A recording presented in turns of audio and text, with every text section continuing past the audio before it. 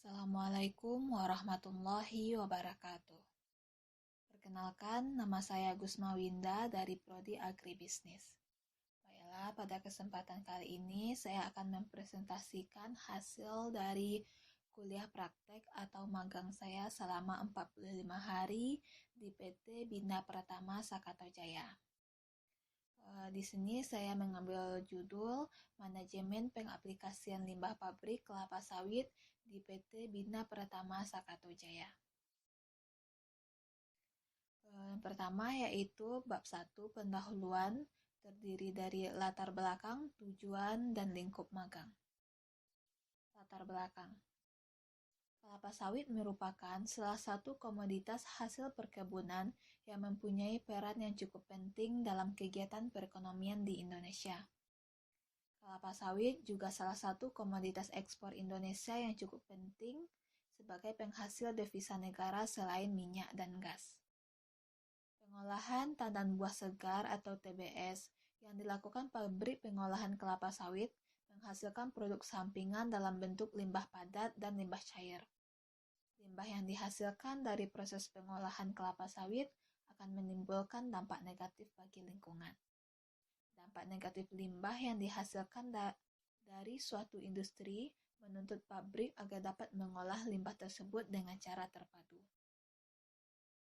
Yang kedua, tujuan.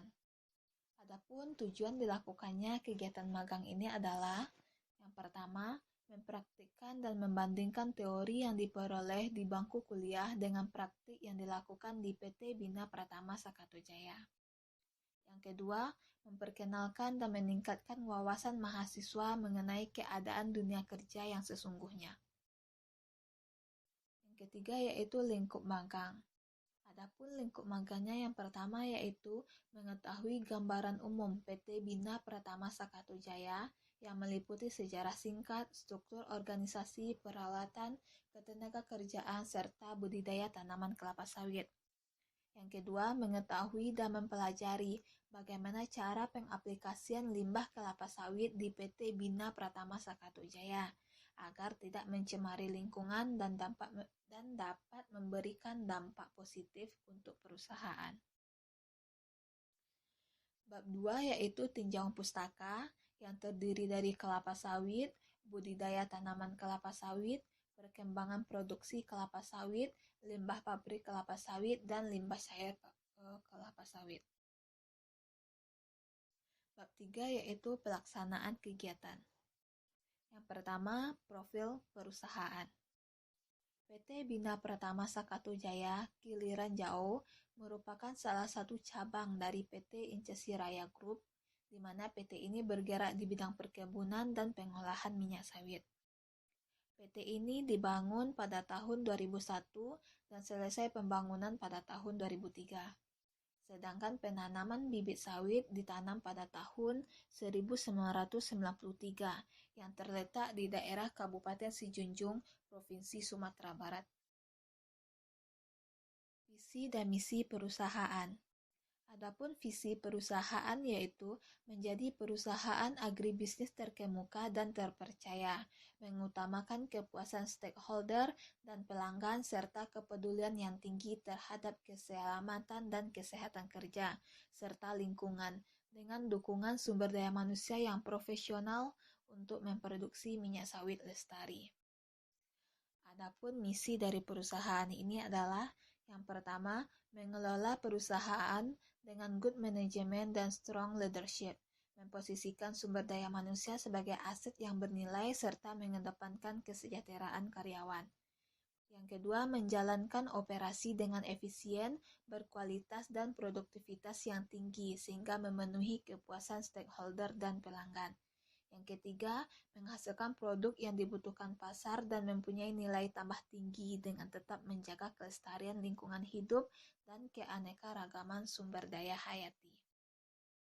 Yang keempat, meningkatkan pengembangan dan kesejahteraan masyarakat sekitar lokasi operasi. Yang kelima, menjamin dan memastikan terwujudnya keselamatan dan kesehatan kerja di lingkungan perusahaan. Yang keenam, melaksanakan peningkatan terus-menerus untuk mencapai produktivitas tinggi. Bab 4 yaitu tugas khusus. Aktivitas utama yang dilakukan oleh PT Bina Pratama Sakatujaya Kiliran Jauh adalah di bidang perkebunan dan pengolahan minyak kelapa sawit. Adapun di bidang perkebunan terdiri dari pembibitan, pemupukan, pengendalian hama dan penyakit, perawatan, dan panen. Sedangkan di bagian pengolahan kelapa sawit menghasilkan minyak sawit dan produk sampingannya dalam bentuk limbah padat dan limbah cair. Limbah ini harus dikelola dengan baik agar tidak menimbulkan dampak negatif bagi lingkungan. Uraian dari tugas khusus ini yang pertama yaitu pembibitan. Pembibitan merupakan kegiatan persemaian, tempat pertumbuhan sementara kecambah agar menyesuaikan dengan tempat penanaman yang sesungguhnya. Varietas bibit yang digunakan oleh PT Bina Pratama Sakatujaya adalah varietas Topaz. Yang kedua yaitu pemupukan. Pemupukan berfungsi untuk mengembalikan hara yang hilang akibat panen, menguap, run-off, tercuci, terimobilisasi dalam jaringan tanaman. Yang tujuannya agar tanaman dapat tumbuh dan berproduksi secara optimal. Pupuk yang digunakan yaitu NPK, borat, Haikai Plus, dan Haikai Bio. Yang ketiga yaitu pengendalian hama dan penyakit. Ulat pemakan daun kelapa sawit merupakan hama yang lazim dijumpai pada tanaman kelapa sawit. Yang terbanyak adalah dari golongan ulat api, yang sangat mengganggu tanaman dengan cara memakan jaringan daun tanaman. Yang keempat yaitu perawatan. Perawatan ini terbagi menjadi 3. Yang pertama yaitu babat gawangan, yaitu pekerjaan memelihara yang bertujuan mengendalikan gulma, khususnya anak kayu yang berada di gawangan mati, dengan cara manual dengan menggunakan alat sabit dan parang. Yang kedua, cemis piringan dan pasar pikul.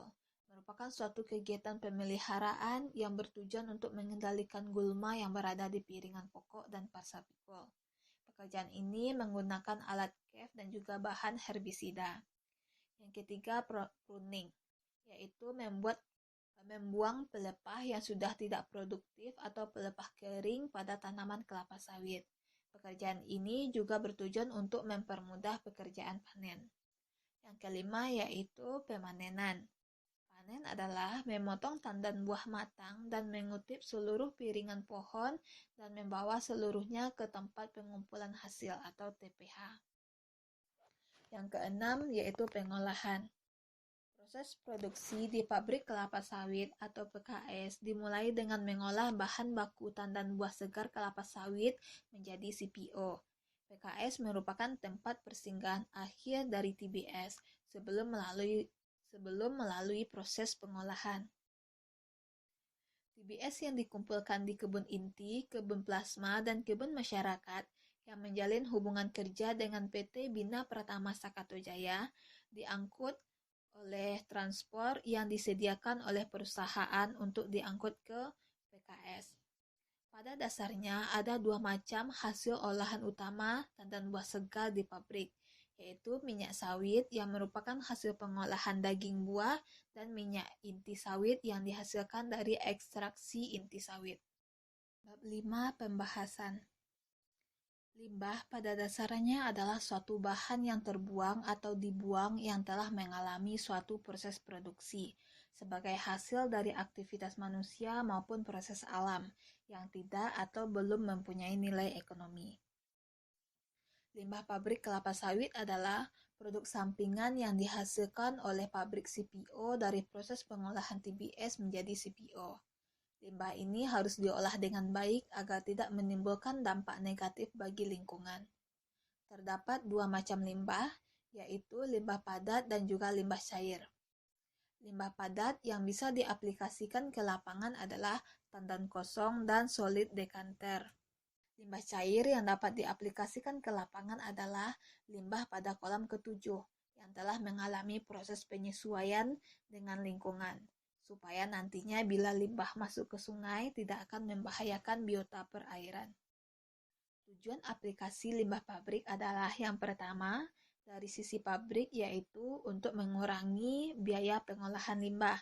Yang kedua, dari sisi kebun, yaitu yaitu untuk mengganti sebagian atau seluruh hara yang biasanya diberikan melalui pupuk anorganik dengan tujuan untuk menghemat biaya pemupukan. Selanjutnya, mendaur ulang limbah pabrik ke kebun dengan tujuan untuk mengurangi pencemaran lingkungan. Selanjutnya, memperbaiki kondisi fisik dari tanah.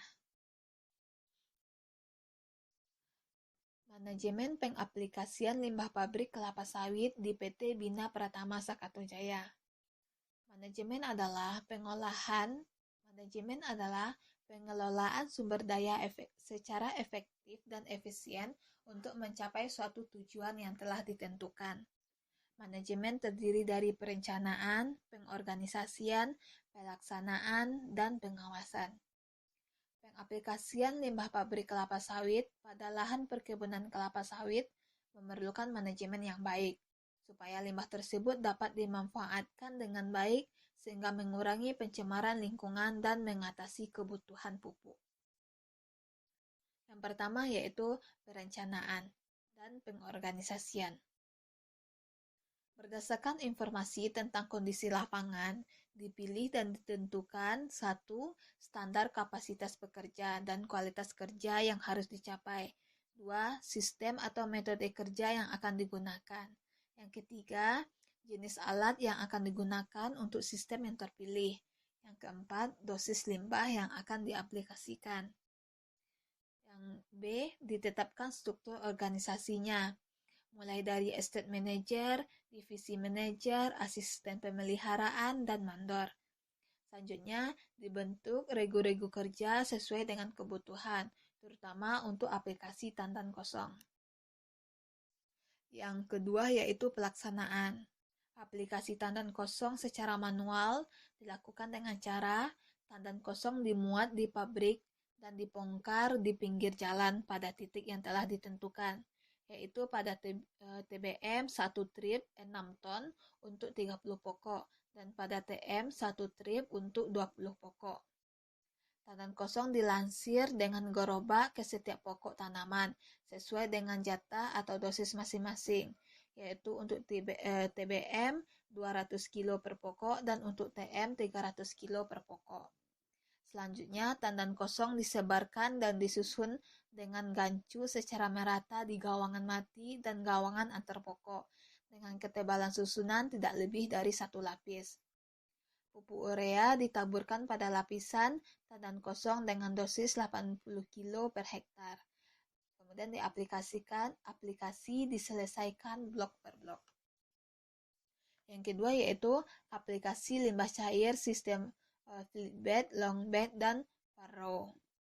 Caranya yaitu dibuka keran utama, lalu dikontrol aliran limbah dari parit utama atau pipa utama ke bak pembagi, di mana ada yang macet kemudian harus dibersihkan. Lalu dibuka pintu atau kran dari bak pembagi ke flat bed, long bed, atau parit cabang, sampai flat bed, long bed, atau parit cabang tersebut penuh. Setelah semuanya hampir penuh, kran utama kemudian ditutup. Setelah selesai setiap rotasi, seluruh bed dicuci atau dikeruk. Yang ketiga yaitu pengawasan dan pemeliharaan. Proses pelaksanaan kerja harus dipastikan sesuai dengan standar norma teknis dan standar prosedur kerja.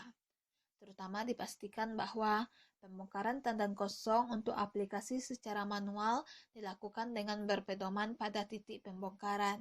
Dalam aplikasi tandan kosong secara manual, tandan kosong dilansir dulu dari pokok atau tandan kosong dilansir dulu ke tiap pokok atau tiap gawangan, baru disebarkan dan disusun. Dalam aplikasi limbah cair, dikontrol agar limbah cair tidak melimpah dari bed. Yang kedua, kuantitas dan kualitas hasil kerja aplikasi limbah harus sesuai dengan standar norma teknis. Terutama harus dipastikan bahwa kapasitas pekerja sesuai dengan norma teknis yang telah ditetapkan. Tandan kosong disusun tidak lebih dari 1 lapis, dengan dosis sama untuk seluruh pokok, baik yang dekat maupun yang jauh dari jalan, semuanya sesuai dengan standar. Tandan kosong tidak berserakan di piringan, di parit, atau di jalan. Limbah cair teraplikasi dengan merata ke seluruh areal aplikasi. Yang keempat, titik pembongkaran tanah kosong harus ditandai oleh asisten berdasarkan peta rencana kerja. Yang kelima, dalam aplikasi limbah cair harus dikontrol oleh asisten bahwa limbah cair yang diberikan dosisnya harus sudah sesuai dengan rencana, yaitu pada sistem flatbed dan furrow dengan melibatkan apakah rora atau paritnya sudah penuh atau belum. Berdasarkan uraian tersebut, dapat diambil kesimpulan yang pertama, limbah yang dihasilkan dari proses pengolahan kelapa sawit akan menimbulkan dampak negatif bagi lingkungan, sehingga diperlukan pengolahan khusus agar limbah tersebut dapat dimanfaatkan. Pengaplikasian limbah pabrik kelapa sawit pada lahan perkebunan kelapa sawit memerlukan manajemen yang baik, supaya limbah tersebut dapat dimanfaatkan dengan baik, sehingga mengurangi pencemaran lingkungan dan juga mengatasi kebutuhan pupuk. Manajemen tersebut terdiri dari perencanaan, pengorganisasian, pelaksanaan, dan pengawasan. Baiklah, itulah hasil presentasi saya mengenai manajemen pengaplikasian limbah di PT Bina Pratama Sakato Jaya. Apabila ada salah dalam pengucapan, saya mohon maaf. Assalamualaikum warahmatullahi wabarakatuh.